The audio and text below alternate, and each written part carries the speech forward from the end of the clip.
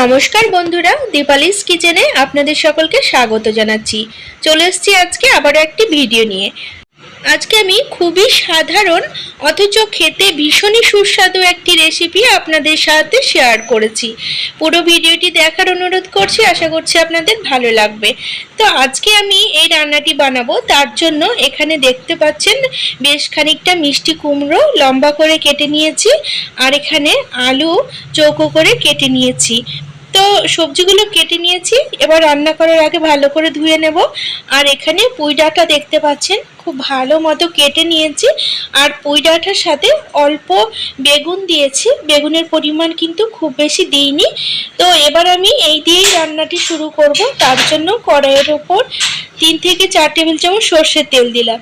তেল গরম হয়ে গেছে, এর মধ্যে 1 চা চামচ গোটা জিরে ফোড়ন দিচ্ছি, 1টি শুকনো লঙ্কা আর 2টো তেজপাতা ফোড়ন দিলাম। ফোড়ন 30 থেকে 40 সেকেন্ড মতো ভেজে নেব। এখন আমি এর মধ্যে আগে থেকে কেটে রাখা আলু দিয়ে বেশ ভালো করে ভেজে নেব। তো বন্ধুরা, পুরো ভিডিওটি আপনারা দেখুন। ভিডিওটি যদি ভালো লাগে তাহলে অবশ্যই একটি লাইক করে দেওয়ার অনুরোধ করছি, কারণ আপনাদের একটি লাইক আমার কাছে ভীষণই মূল্যবান। এখানে দেখতে পাচ্ছেন তেলের ওপর আলু দিয়ে দিয়েছি। এখন আলুগুলোকে 2 থেকে 3 মিনিট নাড়াচাড়া করে মিডিয়াম টু লো ফ্লেমে ভেজে নেব। তো আলু 2 মিনিট নাড়াচাড়া করে নেওয়ার পরে এর মধ্যে আমি আগে থেকে কেটে রাখা কুমড়ো দিয়ে দিচ্ছি। এবার আলু আর কুমড়ো একসাথে আরও 2 থেকে 3 মিনিট নাড়াচাড়া করে নেব। গরমের দিনের জন্য পারফেক্ট এই রান্নাটি, অতি সহজপাচ্য অথচ খেতে ভীষণই সুস্বাদু হয় এই রান্নাটি।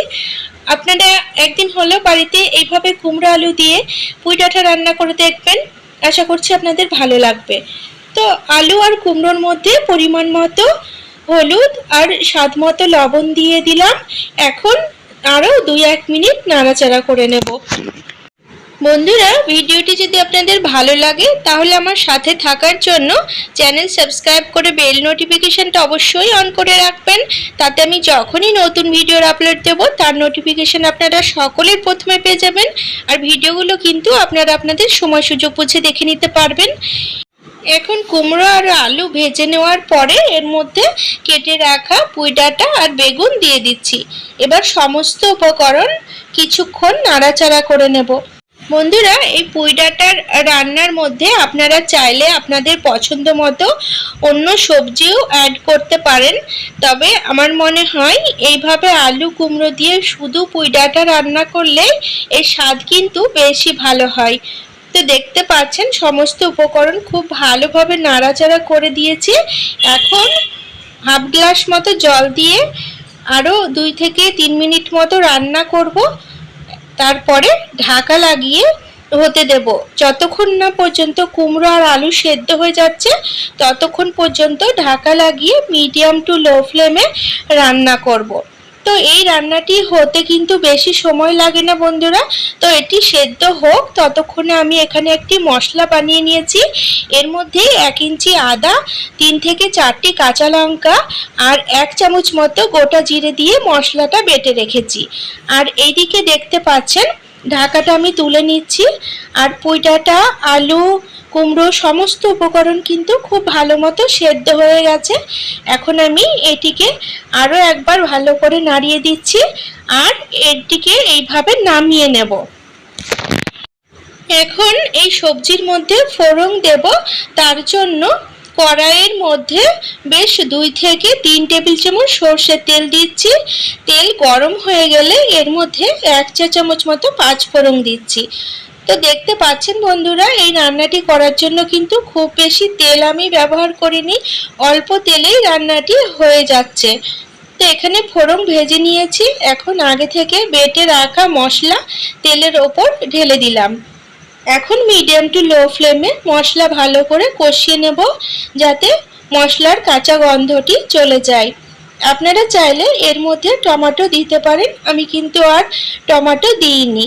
যেহেতু নিরামিষ রান্না করছি সেই জন্য খুবই অল্প চিনি এর মধ্যে দিয়ে দিলাম। তো তো পুঁই ডাঁটার তরকারিতে একটু মিষ্টি হলে খেতে বেশ ভালো লাগে। তো চিনি দেওয়ার কারণে কালারটাও খুব সুন্দর হবে আর স্বাদটাও কিন্তু খুব ভালো হবে। এখানে দেখতে পাচ্ছেন মশলা খুব ভালো মতো কষিয়ে নিয়েছি, মশলা থেকে তেল ছেড়ে গেছে আর কালারটাও কিন্তু খুব সুন্দর এসেছে। এখন আমি এর মধ্যে আগে থেকে সেদ্ধ করে নামিয়ে রাখা পুঁই ডাঁটা ঢেলে দিচ্ছি। তো এই সবজি এর মধ্যে দেওয়ার পরে আরও 2 থেকে 3 মিনিট নাড়াচাড়া করে দিতে হবে। তো এই সবজির মধ্যে দেখতে পাচ্ছেন বেশ খানিকটা জল রয়ে গেছে। এখন জল যতক্ষণ না পর্যন্ত শুকনো হয়ে আসছে ততক্ষণ পর্যন্ত আমি এইভাবে রান্না করব। এবার ওপর থেকে 1 চা চামচ মতো ভাজা মশলা ছড়িয়ে দিলাম। আপনারা চাইলে ভাজা মশলা নাও দিতে পারেন, তবে ভাজা মশলা দিলে কিন্তু এর স্বাদ খুব ভালো হয়। তো আরও কিছুক্ষণ নাড়াচাড়া করার পর দেখতে পাচ্ছেন জল অনেকটা শুকিয়ে গেছে আর তরকারিটা বেশ মাখা মাখা ভাব চলে এসেছে। এখন আমি এটিকে নামিয়ে নেব।